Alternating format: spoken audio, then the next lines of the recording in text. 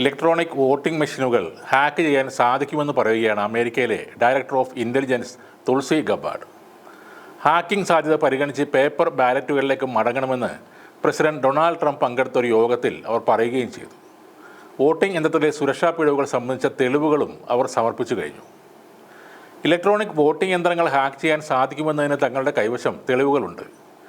വോട്ടിങ്ങിനെ അതിൻ്റെ പൂർണ്ണമായ വിശ്വാസ്യത വീണ്ടെടുക്കണമെങ്കിൽ പേപ്പർ ബാലറ്റിലേക്ക് തന്നെ മടങ്ങേണ്ടി വരും.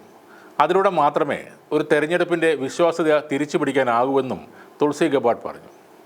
ഇവരുടെ പ്രസ്താവന സമൂഹ മാധ്യമങ്ങളിലൂടെ വ്യാപകമായി പ്രചരിച്ചതിന് പിന്നാലെ അമേരിക്കൻ തെരഞ്ഞെടുപ്പിൻ്റെ വിശ്വാസ്യത സംബന്ധിച്ച ചർച്ചകളും ചൂടുപിടിക്കുകയാണ്.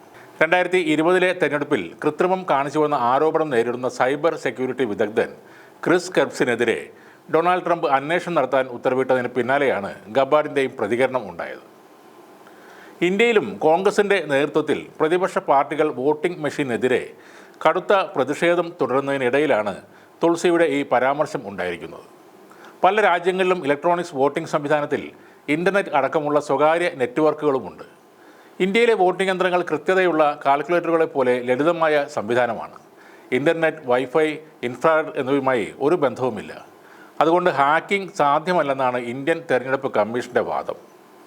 ഇന്ത്യയിൽ വോട്ടർമാർക്ക് VVPAT സ്ലിപ്പുകൾ വഴി രേഖപ്പെടുത്തുന്നത് എന്താണെന്ന് കാണാനും കഴിയും. വോട്ടെണ്ണൽ സമയത്ത് രാഷ്ട്രീയ പാർട്ടികൾക്ക് മുന്നിൽ 5 കോടിയിലേറെ പേപ്പർ ട്രെയിൽ മെഷീൻ സ്ലിപ്പുകൾ പരിശോധന നടത്തുന്നുണ്ട്. സ്ട്രോങ് റൂമുകളിൽ സൂക്ഷിക്കുന്ന യന്ത്രങ്ങളിൽ കൃത്രിമം നടത്താനുള്ള യാതൊരു മാർഗവുമില്ലെന്നും തെരഞ്ഞെടുപ്പ് കമ്മീഷൻ ചൂണ്ടിക്കാട്ടുന്നു. മഹാരാഷ്ട്രയിലടക്കം നേരത്തെ വലിയ ആരോപണമാണ് വോട്ടിംഗ് മെഷീനെതിരെ കോൺഗ്രസ് ഉയർത്തിയത്.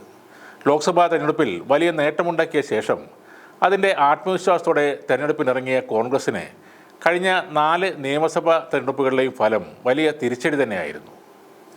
സഖ്യകക്ഷികളുടെ പിൻബലത്തിൽ 2 അധികാരം പിടിച്ചെങ്കിലും ഹരിയാനയിലും മഹാരാഷ്ട്രയിലും കോൺഗ്രസ് അടിതെറ്റി വീഴുകയായിരുന്നു.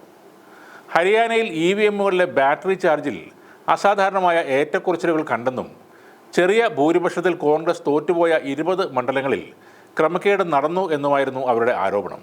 ഹരിയാനയിലും മഹാരാഷ്ട്രയിലും പോളിംഗിലും ഭൂരിപക്ഷത്തിലും കമ്മീഷൻ വിവരങ്ങൾ വൈകിപ്പിച്ചു എന്നും കോൺഗ്രസ് ആരോപണം ഉന്നയിക്കുന്നുണ്ട്. എന്നാൽ ഇന്ത്യയിൽ ഉപയോഗിക്കുന്ന വോട്ടിംഗ് യന്ത്രങ്ങൾ സുരക്ഷിതമാണെന്ന് വീണ്ടും വീണ്ടും ഉറപ്പിച്ചു പറയുകയാണ് തെരഞ്ഞെടുപ്പ് കമ്മീഷൻ. സുപ്രീം കോടതി ഉൾപ്പെടെ പരിശോധിച്ച് ഉറപ്പ് വരുത്തിയതാണ് വോട്ടിംഗ് മെഷീനെന്നും അതിൽ അട്ടിമറി നടത്തുന്നത് സംഭവിക്കാവുന്ന ഒരു കാര്യം അല്ലെന്നുമാണ് അവർ പറയുന്നത്.